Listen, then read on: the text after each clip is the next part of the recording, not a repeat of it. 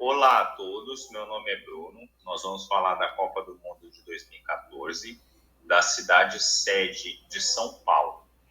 Os nossos integrantes são Agnes, Bruno, Fábio, Felipe, Laura, Léo, Valéria e Soraya.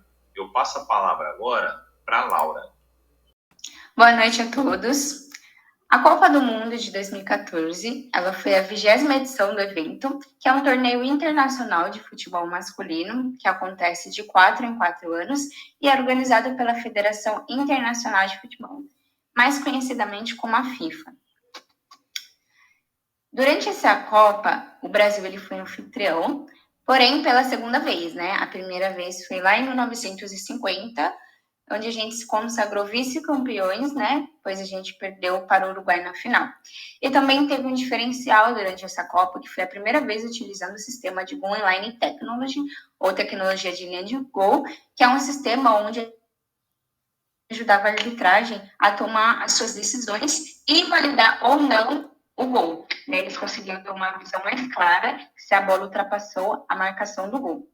Ao todo foram realizados 64 jogos, né, nas 12 cidades sediadas espalhadas pelo Brasil, como Belo Horizonte, Curitiba, Cuiabá, o Rio de Janeiro, e entre elas está a nossa querida cidade, que é São Paulo, que é o que nós iremos focar aqui hoje. São Paulo é o principal centro corporativo, mercantil e financeiro da América do Sul e a cidade mais populosa do Brasil, tem em torno de 12 milhões de habitantes e cerca de 12% do PIB nacional. Antes, durante e após a realização desse mega evento, houve impactos econômicos, né? E os diretos e indiretos. Os diretos estão ligados ao aumento do turismo, além dos gastos do governo, que são transmitidos de volta para a economia, e os indiretos, que já está relacionado aos efeitos posteriores de toda a injeção que é feita pelo governo, pelas indústrias, empresas na economia do país. Foram analisados dois documentos. O primeiro, ele é chamado de Estádio da Abertura da Copa 2014 como dinamizador do desenvolvimento da Zona Leste, de autoria da Century, né? E a previsão foi que haveria ali um impacto econômico indireto de 30,6 bilhões ao longo de 10 anos. E o segundo documento analisado foi o Estudo da Viabilidade Econômica Tributária, né, de autoria de Ademar Forgasa, que estimou o impacto econômico indireto entre os anos de 2012 e 2013, entre esses 11 anos, né, em torno de 32,5 bilhões, além do acréscimo de 0,24% do PIB em 2014, no ano da Copa.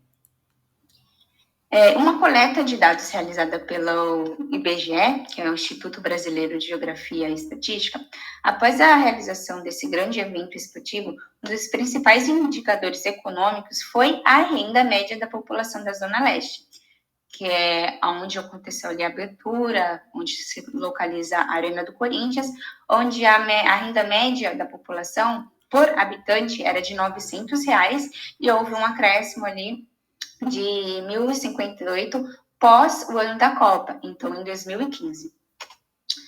Outros riscos analisados foram os políticos e os governamentais, que estariam relacionados às forças armadas, os protestos, a corrupção, as condições em que os operários de trabalho eles haviam na época, e entre outros. E agora eu vou passar minha palavra um pouco para a Léo, para ela falar um pouquinho sobre as forças armadas e os protestos que aconteceram na época.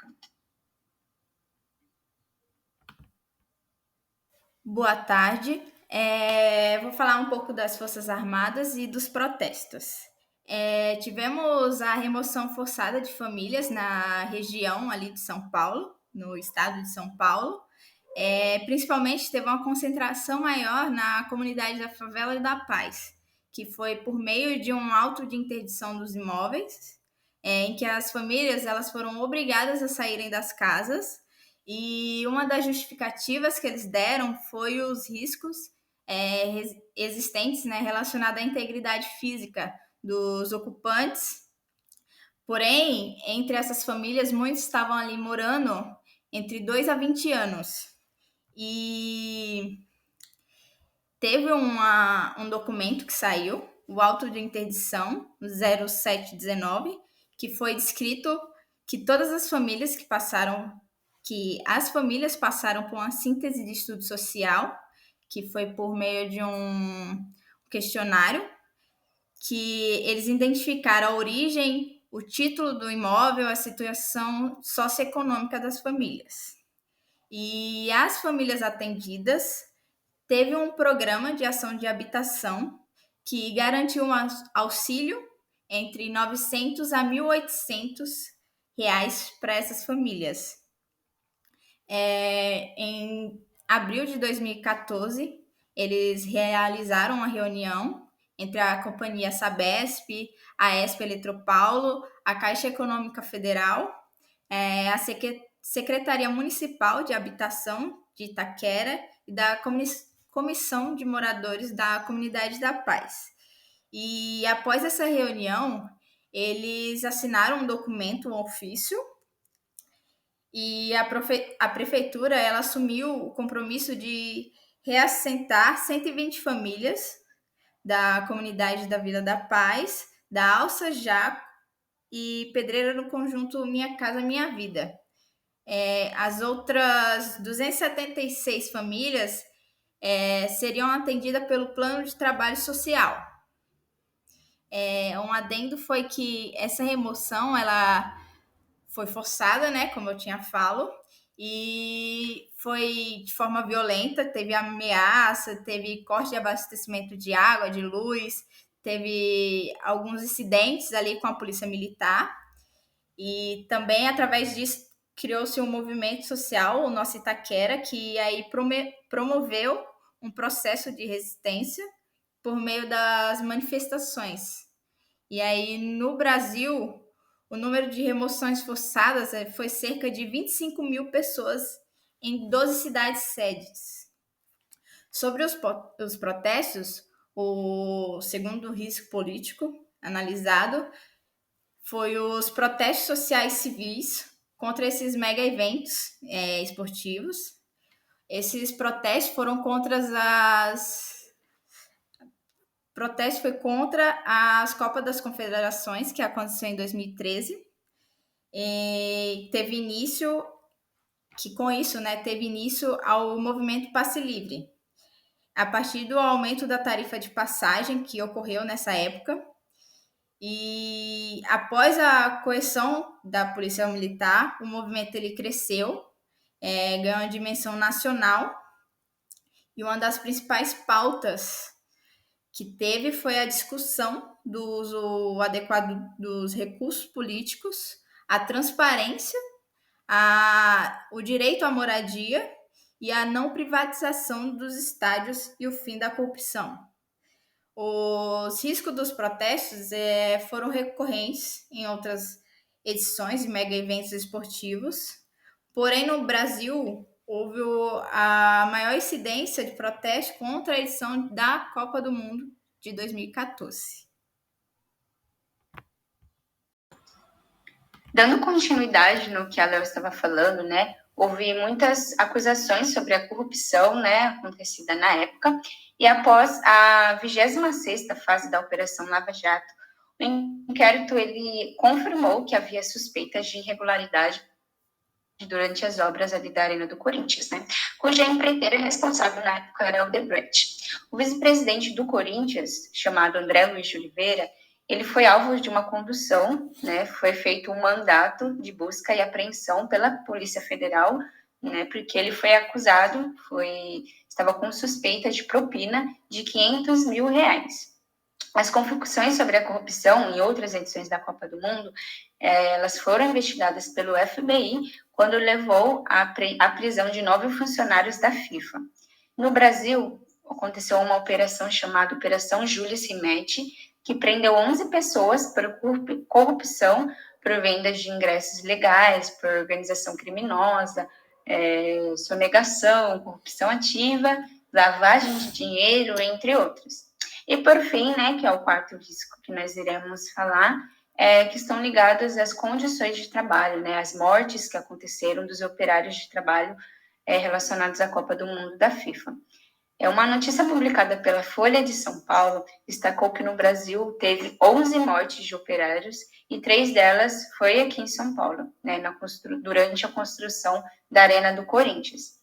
2 mortes aconteceram após um desabamento de um guindaste. O acidente interditou 30% da obra, então adiou aí para sua entrega. E uma outra notícia, também publicada pela Folha de São Paulo, foi relatada a morte de um operário, que ele caiu de uma altura de 8 metros, né? Os organizadores do evento, eles lamentaram, enfim, toda essa tragédia, porém, no dia seguinte, eles continuaram na construção e continuaram trabalhando ali normalmente para a construção da Arena do Corinthians. Agora eu passo minha palavra para o Fábio. Boa noite a todos. Eu vou falar um pouquinho sobre os riscos da infraestrutura da Copa 2014 da FIFA, na cidade de São Paulo. Então, os riscos, eles foram, dizem a respeito, né, a adequação dos equipamentos esportivos, como arena e estádios, e também da infraestrutura urbana, como em aeroportos, portos, transporte e tecnologia, tá?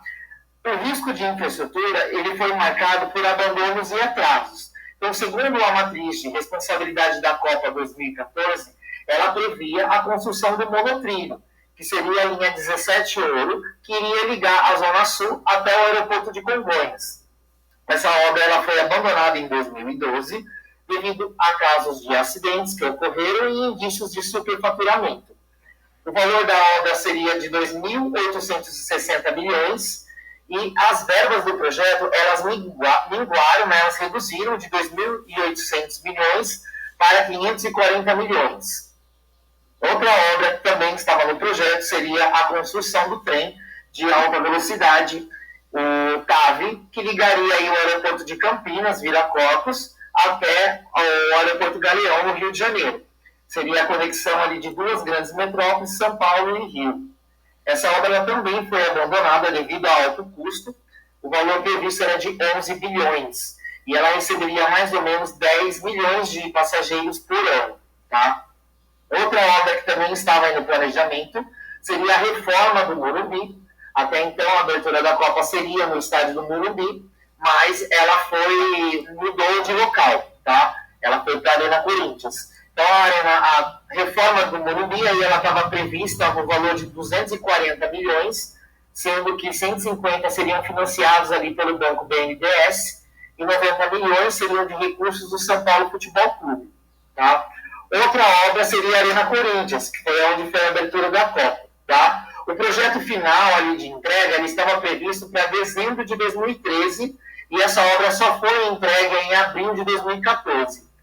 Então, é uma obra que o valor estava previsto ali de 820 milhões, sendo que 400 milhões seriam financiados pelo BNDES e 420 milhões seriam do município, do governo municipal.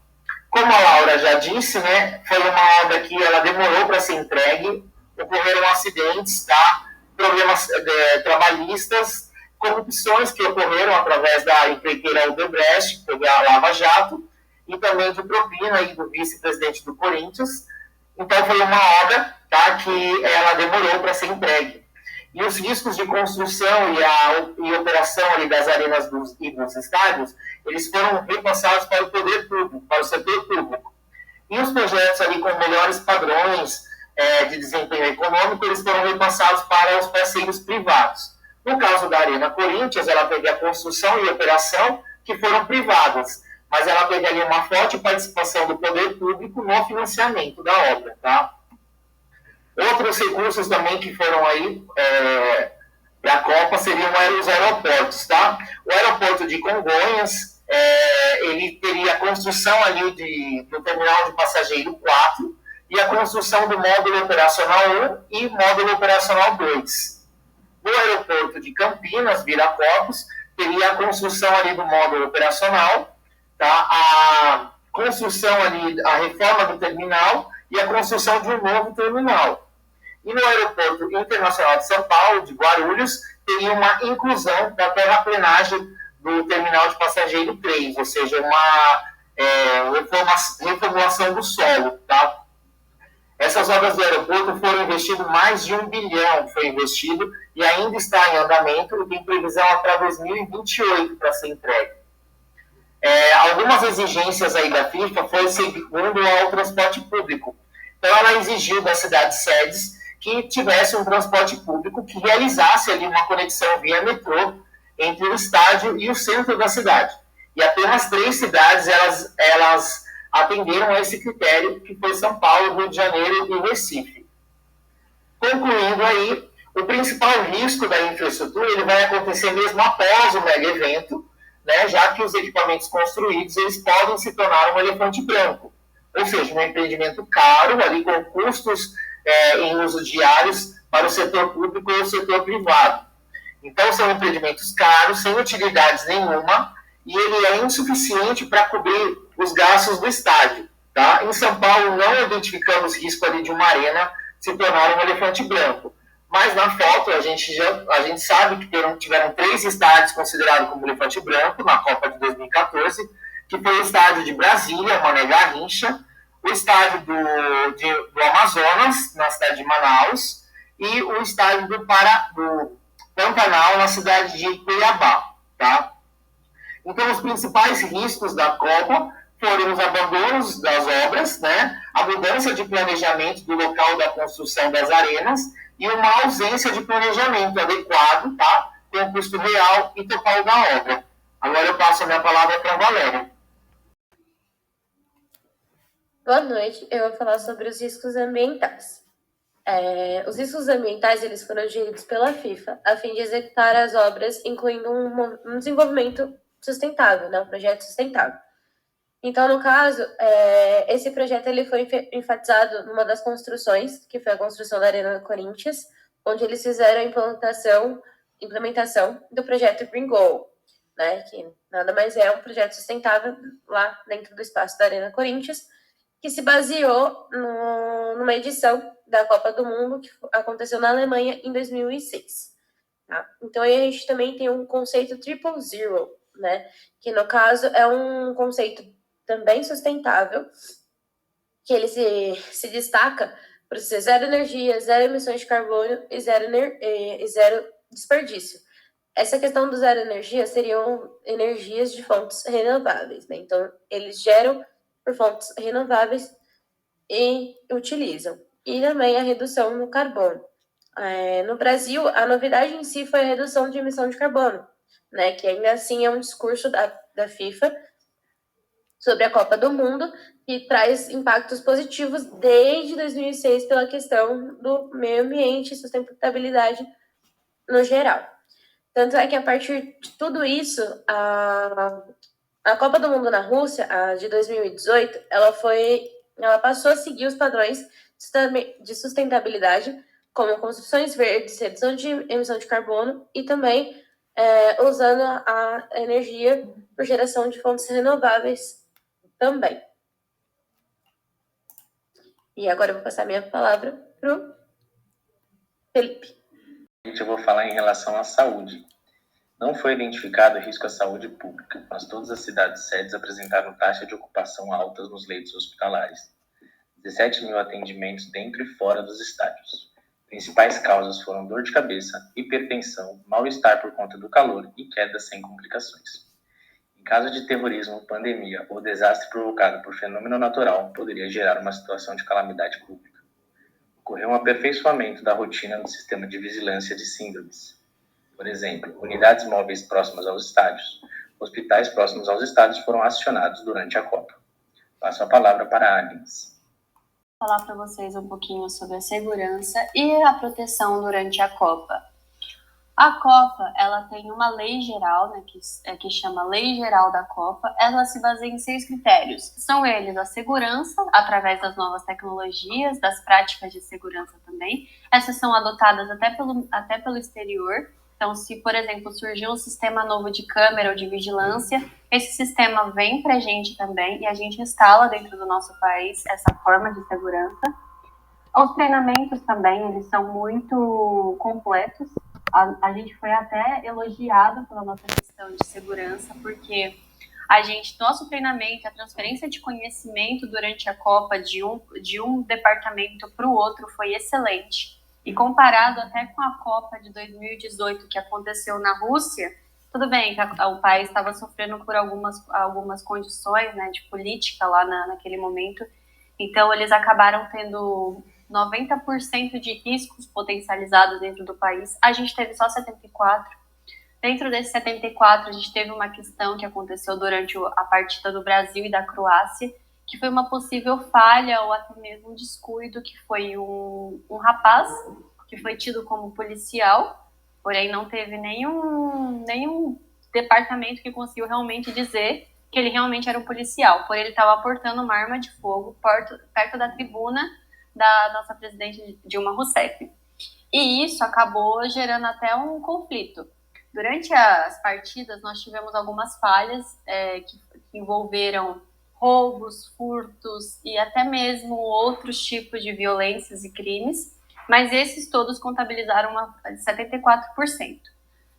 A principal ação presente durante essa Copa foi a integração das instituições e sistemas, que acabou envolvendo toda uma implementação da equipe. Então, o nosso país acabou sofrendo várias atualizações tecnológicas para melhor proteção dos cidadãos e até mesmo de outros departamentos, melhorando toda a fiscalização. Bom, é isso, galerinha. Eu vou passar agora a minha palavra para a Soraya. Boa noite. Agora eu vou entrar nas questões dos riscos operacionais e organizacionais, tá, durante o evento da Copa. Então, como a gente sabe, foi um evento importantíssimo para o nosso país. Porém, o sistema de gestão e planejamento, eles sofreram análises muito rigorosas durante esse período. Por quê? Como a gente sabe, o sistema de corrupção, ele se faz presente, né, não só aqui no nosso país, como em todos os países. Porém, durante a Copa, ele teve um ponto de atenção maior em questão da inflação dos custos operacionais, em questão do planejamento, o que foi planejado e o que foi executado. Então, o ponto de atenção maior em questão de inflação, ela se fez mais presente durante as edições de 1994 e a de 2014. Por quê? Eles estimaram um valor ali vou entrar em questões de números, então eles entraram no valor de 4.778 bilhões, sendo 375,9 bilhões do Estado e 132,3 bilhões do município de São Paulo. Esse valor ele foi dado em 2011. Porém, em 2013, eles já entraram com outro valor e estimaram que passariam de 478 para 548,5 milhões, sendo 397,9 milhões de responsabilidade do Estado e 150,6 milhões do município de São Paulo. A gente entra também na questão da Arena Corinthians, que até então o gasto ele foi previsto em 820 milhões, porém, no final de todo o evento, o gasto total foi de 1.080 bilhões, né, sendo ela o segundo considerado o mais caro em questões de equipamentos entre as 12 cidades-sedes, tá? Teve uma diferença ali, a gente pode ter uma noção de o que foi estimado e o que foi gasto. Teve uma diferença ali de 260 milhões, tá? Diferença entre o valor estimado e o que foi realizado. Como o Fábio comentou anteriormente, os aeroportos foi o que mais teve impacto, né, em questão de valores. E eles disseram, né, eles usaram como desculpa que foi em questões dos setores turísticos, tá? Então, a previsão de gastos, né, em questão de aeroportos era em torno de 15,57 milhões, porém, no final, o valor gasto foi de 25,2. A justificativa que eles deram foi em questões de atrações turísticas, acessibilidade, implantação de reformas, novos centros de atendimentos, e disseram que tudo isso foi implantado ali nos terminais rodoviários. De se destacar que a Copa ela passou por bastantes incidentes, como manifestações, teve os protestos de ruas, os acidentes de construção, como a Agnes comentou. Porém, Em destaque positivo que a gente pode comentar é que não houve falhas, né, em questão de comunicação ali da massa internacional durante esse mega evento esportivo. Passo a minha palavra aqui para Agnes. Esse foi o nosso trabalho.